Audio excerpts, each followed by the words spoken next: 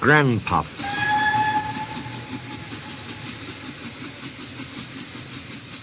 Once upon a time, 3 little engines lived in their own little shed on their own little railway. Duke was brown, Falcon blue, and Stuart green. Duke was the oldest. He had been the first engine on the line, and named after the Duke of Sodor. He was proud of this, and wanted everything just so.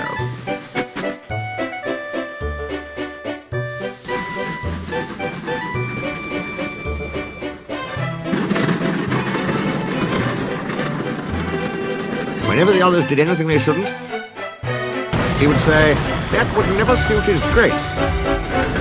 Other engines came and went, but Duke outlasted them all.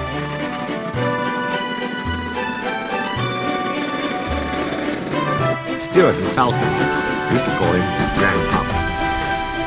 They were fond of him too, as he was so wise and kind, but they did get tired of hearing about his grace. Sometimes they would wink at each other and chant solemnly, "Engines come and engines go, Granpuff goes on forever." "You impertinent scallywags," Duke would say indignantly.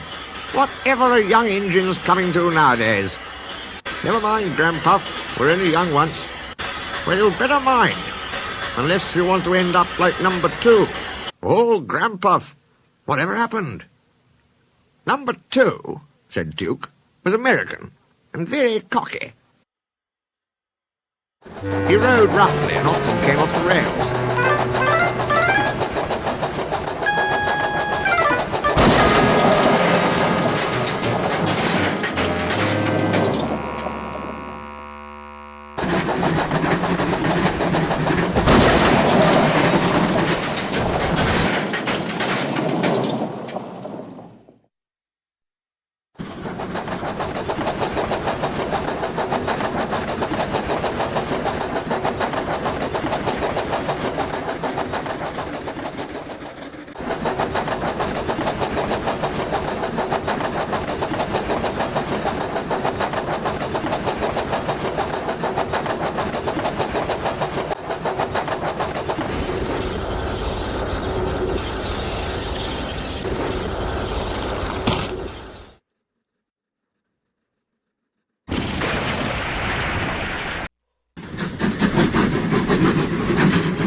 I warned him to be careful.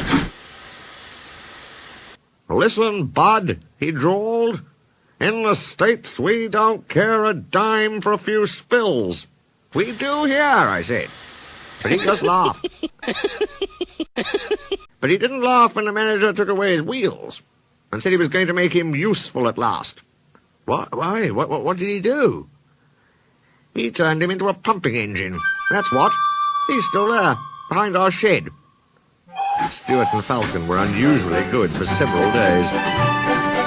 Stuart and Falcon became useful engines, and all 3 were happy together for many years.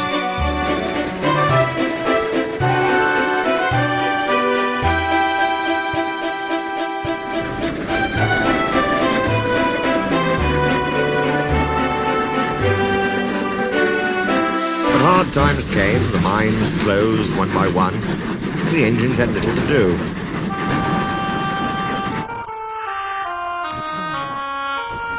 At last their line was closed, and people came to buy the engines. "We'll take Stuart and Falcon," they said. But no one wanted Duke. They thought him too old. "Cheer up, Granpuff," called Stuart as they went away. "We'll find a nice railway, and then you can come and keep us in order." They all laughed bravely, but not one of them thought it would ever come true. Duke's driver and fireman oiled and greased him. They sheeted him snugly and said goodbye. They had to go away and find work. Duke was alone, locked up in the shed. "Where's his grace?" he wondered. "It's not like him to forget me." But his grace had been killed in the war, and the new Duke, a boy, hadn't heard of his little engine. "Oh well," said Duke to himself, "I'll go to sleep. It'll help to pass the time." Years passed. Winter torrents washed soil from the hills over the shed. Trees and bushes grew around.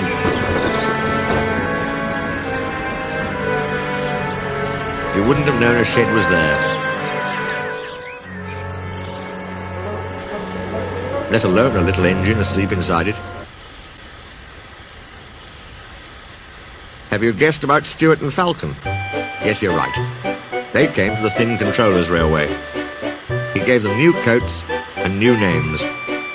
Stuart became Peter Sam, and Falcon, Sir Handel. They prefer their new names. That was a long time ago, but they never forgot Granpuff, and often talked about him when alone. They were excited to hear that the Duke was coming to Skarloey's and Renias's 100th birthday, but most disappointed with the Duke who actually came, for he was only a man. But we must say no more, or we'll spoil the next story.